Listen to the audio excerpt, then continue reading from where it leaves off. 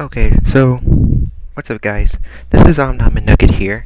I'm doing my voice over this microphone headphones I got. This contains one a microphone, which is pretty nice, I must say. So today I'm going to be reacting to the Unikitty Iceberg by Aaron's Entrepreneurium of Stupid Stuff. Yeah, that's the name. I already got her permission to do so ahead of time, so I'll link the original video in the description if you guys want to see it without my commentary on it. So yeah, this video is 33 minutes long. So if I how can I tell that if it's not going? Okay, you know what? I'm just gonna do something like this because that way, if it's cut off, then I'll know, and then I'll delete videos, and then I'll put it together. I don't know, but I think I can handle it like this. Okay, so 30-minute video. Here we go. I kinda knew I'd have. Now, actually, before we get started, I actually did attempt to make my own Iceberg video, but she beats me to it, I assume, and so I had no choice but to react to it. And I still have been looking for an Omnom Iceberg. If I can find that, I'll definitely be reacting to that too, and possibly explaining it. And since I already probably try to figure out what goes on and what goes which, I had a took over, I'm gonna be saying what I probably got wrong if I initially released that video. Whatever. To make this video someday, and I tried using my own voice for this, but it's been bothering me a lot and I can't find any working text-to-speech, so here's one of my Mac voices but pitched down. Anyway, I assume no matter what kind of person you are or what you normally watch, you know that Iceberg videos have been taking over YouTube for a while now. I'll just stick with this so I know when. These videos go over different types of facts about pretty much anything, starting from relatively well-known to super obscure, just like how the tip of an iceberg can just be what we see on the surface. I had a feeling that someone would make one about Unikitty, and as of this video I've come across 2 different Unikitty icebergs. 2? I found one last time. How come there's another? Wait, hang on. Oh, so okay, so the first side is actually certain episodes and how big or scary there is, and then the other one is what I found already. So yeah. One with just episode titles and the other more recent one delving into the show's lore, made by my friend Flumi. And I decided to go with the latter, not just to make this video a late birthday present for her, but also because it's more specific and easier for me to understand as opposed to attempting to try figuring out why episodes were placed into the categories they're in. I will admit that making an iceberg out of behind-the-scenes facts sounds cooler to me, especially since some of those facts can be harder to find. But no matter what aspect of this show you focus on, I think Unikitty.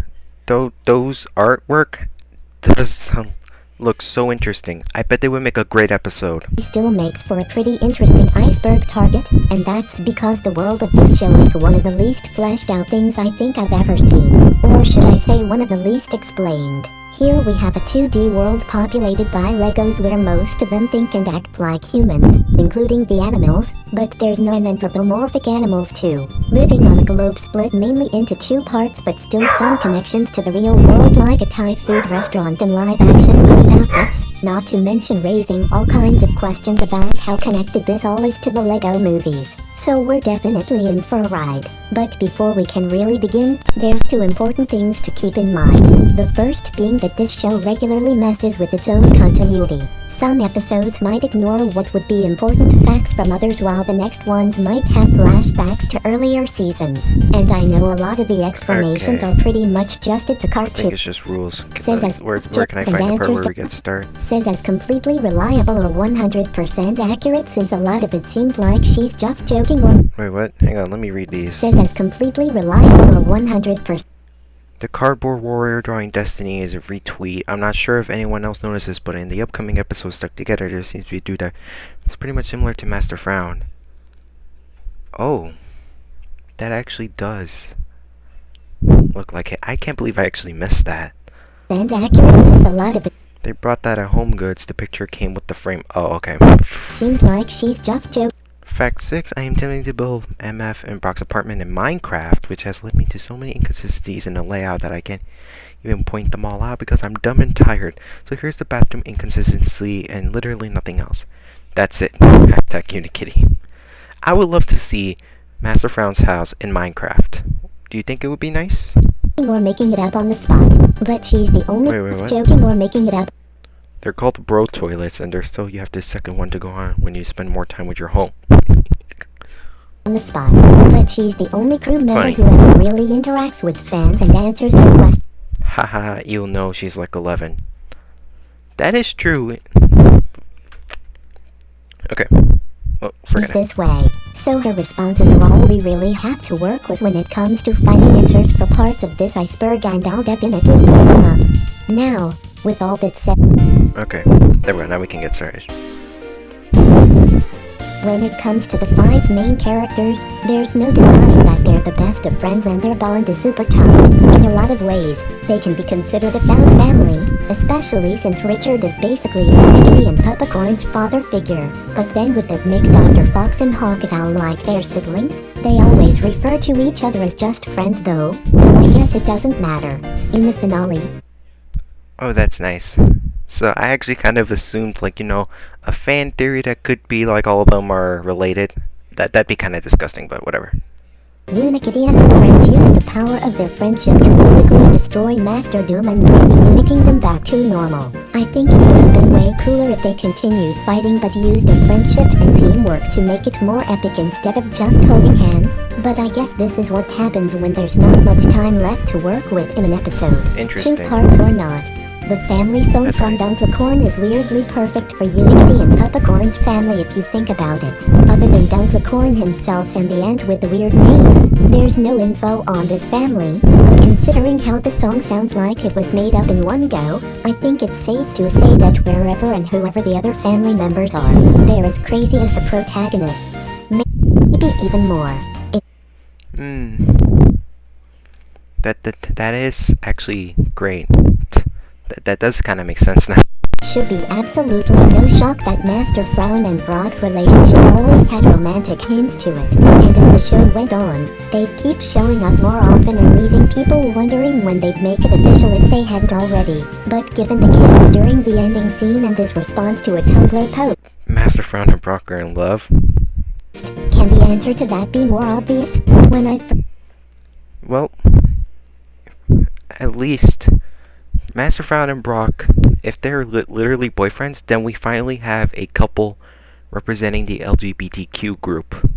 So yes, this show has diversity. Congratulations. first saw this, I assumed it had to do with the lines about really old Edith inventing movies, but it could be more about bugging out and how movie nights are a bit of an occasional tradition in the castle. I wasn't sure why this was on here, and when I asked Flumy about it, she said it was just a pretty normal thing to add at the top.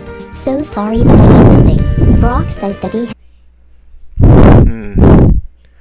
Yeah, I thought it would be. a gaming channel with the username BrockRux93 in Unikitty News. The channel itself was never shown, nor was there an explanation about why there's a 93, but I assumed it was his birth year or something like that. Even though the characters were never given canon ages, the episode did come out in 2018 but could have likely been finished in 2017, meaning that Brock could be about 24 or 25 years old, and I assume that Master Frown's around that age too. Master Frown. Yeah, if you actually think about it, and there's something that she forgot. There's actually literally a channel called Brock Rocks 93. This is the one I'm talking about right here. Yeah, so this is the part where she missed, and this is or is it this one? No, I don't think it's this one. Where's the other one? I have no idea, but I don't know, but it's supposed to be there. And yeah, I think this is where she probably got one thing wrong, but I'm not sure if it's that actual one. So, I don't know. And Brock had been friends since they were little kids according to the flashback from Trapped in the Tower. But the questions as to how they met and if they were still close or drifted apart in the time between the party and when they became roommates remain a mystery.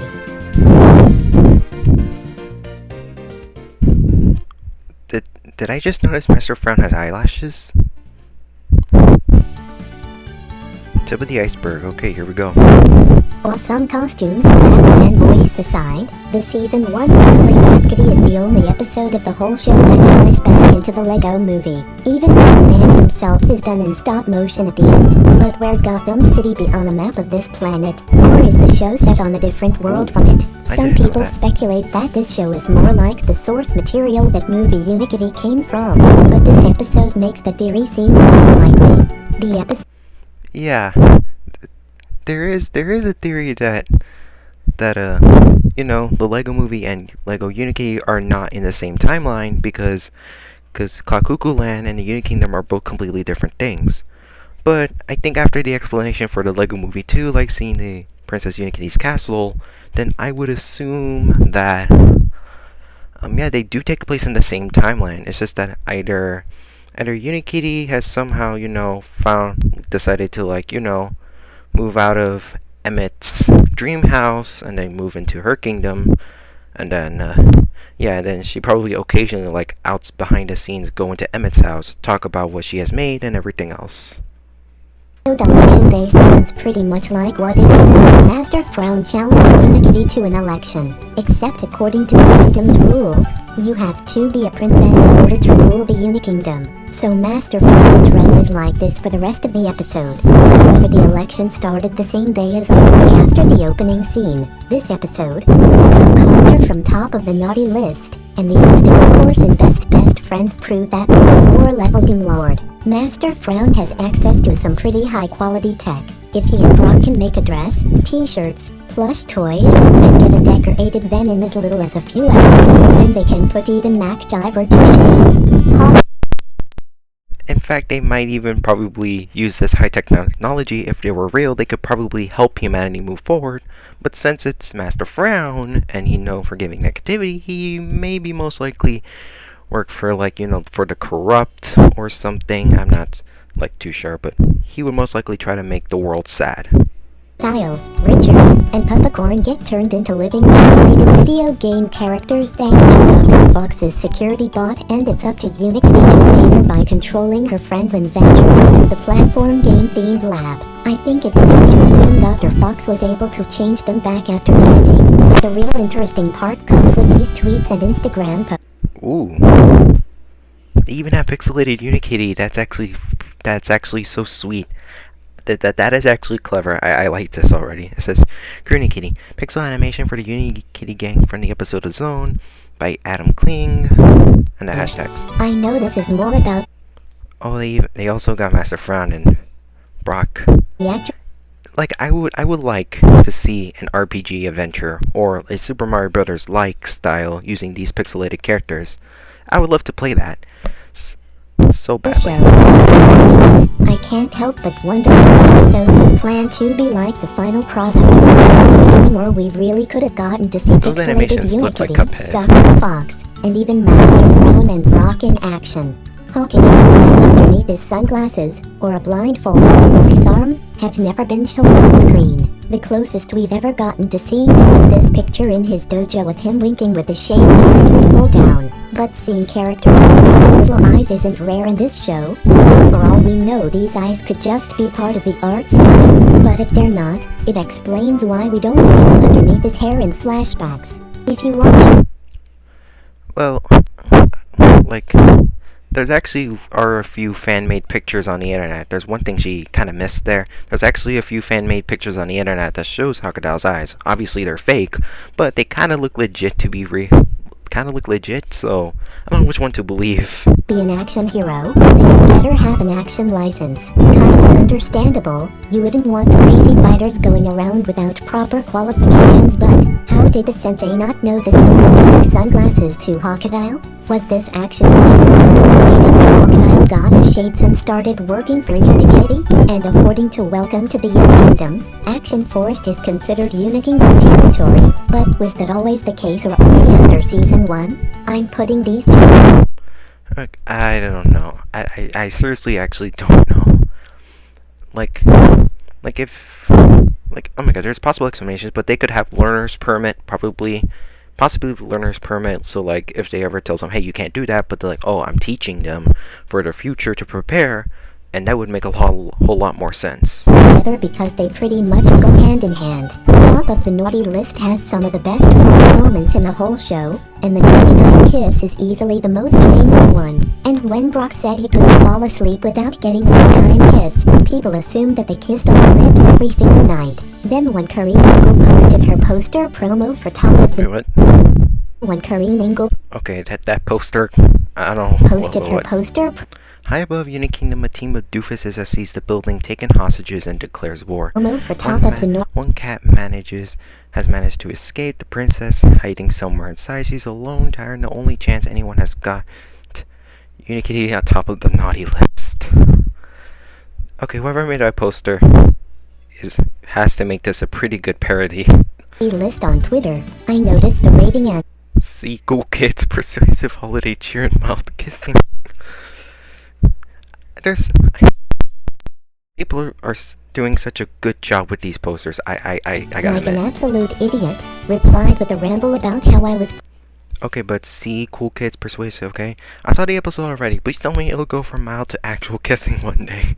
Praying they'd kiss on screen. That's Kareen funny. responded by confirming that they indeed kiss every night, so that was at least something. She also later claimed that their apartment went through some changes thanks to landlord Lord, which I can understand. But if this really is the apartment's only bedroom with just one bed, then why did episodes like No Day Like Snow Day and Tooth Trouble show only one of them in bed at a time? It's pretty confusing and there's a few more inconsistencies, but Kareen also confirmed that they do sleep in the same bed. And at this point I'm just happy to know this because it ultimately means the frog has always been strong. Phoebe's crush. That actually does make sense. I think they take turns sleeping on the same bed. Like one of them sleeps on the bed, one of them sleeps on the couch. That is a possible explanation. And Unikitty was only met at the end of crushing defeat, and I assume that she was able to confess only for things to get awkward with Unikitty and then move on, considering she's perfectly fine afterwards. But her crazy obsession with her own flowers was exaggerated a lot more after this episode, so maybe there's a link. I honestly doubt it, but it's something to think about. And speaking of... I think Phoebe right here has to be one of my most favorite characters because like she can be crazy or not. She's so crazy over her flowers that she literally almost fell into a volcano just to try to save one. That's how crazy she literally is. And that's why she's one of my favorite characters in the entire show. Like, I mean, like you're willing to go into the volcano just to save a flower. That's how her dedication to flowers are.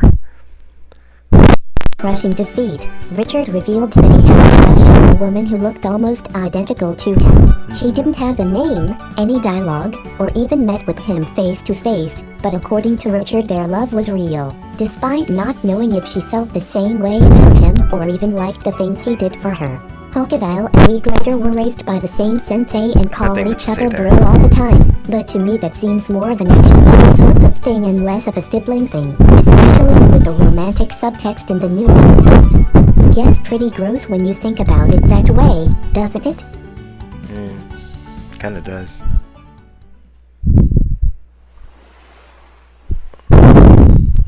I didn't really understand what this meant, so I asked Flumi about it and she said she meant when a person's mood is heightened like Richard's and sparkle matters. And while it seems like he only went as far as he did because of the serum, imagine how weird it'd be if someone made as big of a disaster as he did without one. Like their emotions would just be too strong for their own good and their sparkle matter ends up this big.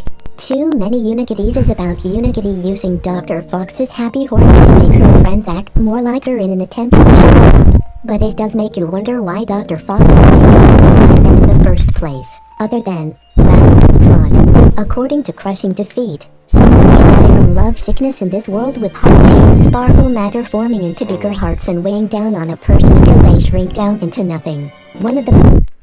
Yeah, that'd be horrible. I don't know how is that even a thing. Like literally and figuratively. But if you're living in a cartoon universe, I guess anything's literal. Most memorable things about Unikitty is how she turns red and fiery when she's angry, and in Fire and Ice, it's separated from her to become its own entity, mostly, but even if her angry form only ended up this beastly because of the separation, how twisted would it be if Unikitty actually did get so angry that she blew up so much until she ended up like this. Popcorn. That actually sounds like a great idea for an episode. Like, she gets angry so much, and then, yeah, I'll add that to my list. Doesn't really know how to spell or read anything, let alone his own name. I'm not sure if I'd call it dyslexia because even though I don't have it, it's not like this from what I've seen. I feel this isn't meant to be anything more than her deed or stupid dog is funny, and if this really is something meant to be dyslexia rep then it doesn't feel that great. But if anyone watching this has dyslexia, please comment and tell me how you feel about this. In Yeah, I would say Puppycorn has a severe case of dyslexia. He would probably, like, I don't know, stay in school for like a very long time. But it could also be because if, like, in the Unikitty fandom, he's 9. Shouldn't he be going to school? If he hasn't been going to school, then that's probably why he's, like, dumb. Because he never went to school. You get the gist. here, Brock reveals that Master Frown's middle name is Alan. It had me wondering what the rest of his real name was, so I once made a meme about it and posted it to my first Twitter account. But since I deleted it, you're gonna have to take my word for it when I say that someone replied joking that Master Frown was actually his real name, and Green Angle liked it. But I still have a hard time believing that he's had a Doom Lord name since he was born. So I feel like Curry liking it was in reference to how no one must have really thought about giving Master Frown an actual name beyond his Doom Lord title and how he likes having the name so much. Even the Trapped in the Tower credits call his flashback self Baby Master Frown. Really old. That's clever.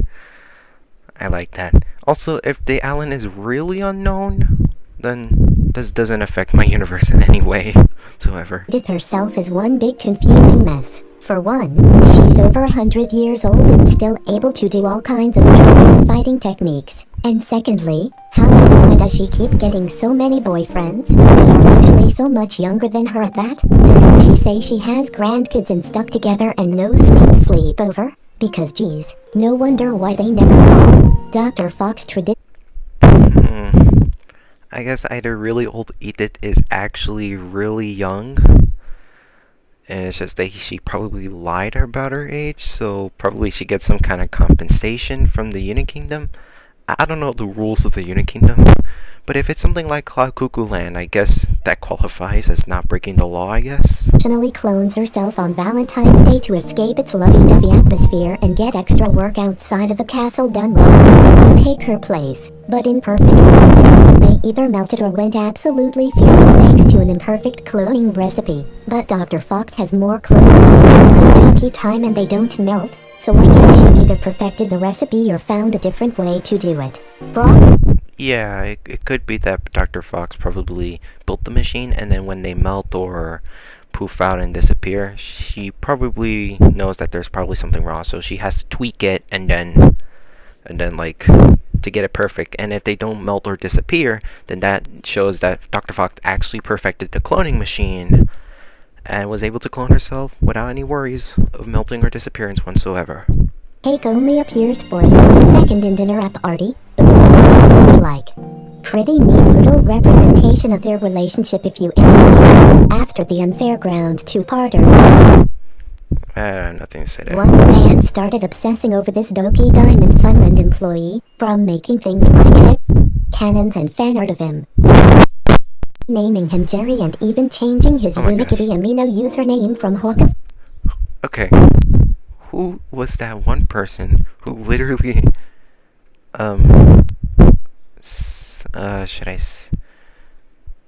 whatever.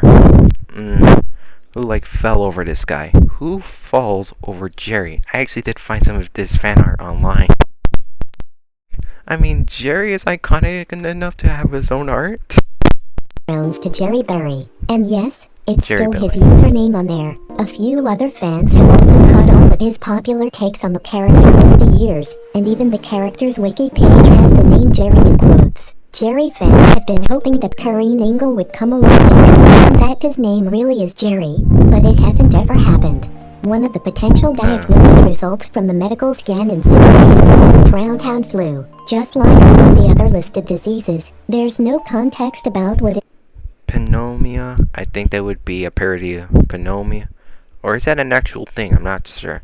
Brown swine flu has the same take on as just the regular old seasonal flu. Flu happens every day. Get your vaccine if you haven't. I'm not sure if it's flu season again or has already passed, but I don't know. Just still be aware of the flu.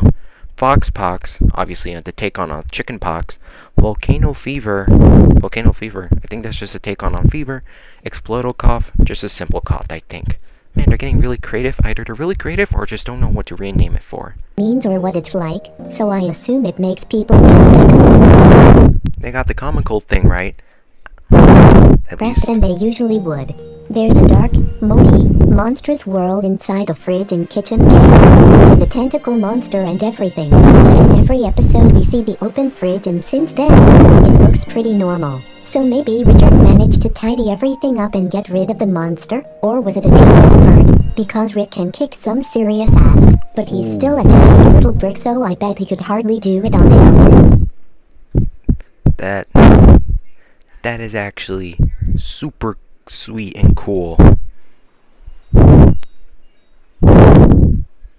Okay. Body of the iceberg. The score creeper seemed to do pretty well when it came to trapping losers in his spooky game until Unikitty and Peppercorn ruined it for him. After that, each of his games and soul-trapping tricks made him seem a bit less confident and more desperate despite how powerful he clearly is. This show's Tooth Fairy is kinda mean. She only takes baby teeth like she traditionally would, but when she punishes the gang for randomly stealing adult teeth and gets the blame for it, she says the stolen teeth belong to her anyway. She's also got this tough New Yorker voice and style to her that contrasts her build-up in first line and a half of dialogue. Oh god. Yeah, Tooth Fairy. I mean, Tooth Fairies do what Tooth Fairies do. Like, they have their own separate guidelines. I really have to talk about this, don't I? Well, the PP dance from the Big Trip is on here, and when I asked Floomy why, she said it was just because of how cringeworthy it was. So I'll just move on from one disgusting thing to another. And Cringeworthy? I never felt that cringe. But one possible reason why this is cringy is because they had some people work on this show that has worked on Teen Titans Go, and if people say Teen Titans Go are cringy, and some of the people who work on Teen Titans Go has worked on the Unikitty show, then there has to be some cringeworthy moments. Like, there's actually 2 butt jokes I can actually find in the series overall. One in Kitty Court and one in Grown Up Stuff, I think. I'm not sure. The grossest from another abysmal episode is hands down this show's tiny Bigfoot, which is quite literally a giant stock-looking foot and then 3 others to also make monster noises and do this. I do still like the attempt at originality by having a literal Bigfoot instead of some kind of Sasquatch, but wish it wasn't this hard to look at and hope there aren't other giant limbs in this world just like them. The fact that there's so many animal hybrids. I don't think I have seen this scene before. If it's kind of cringeworthy or something, I don't know.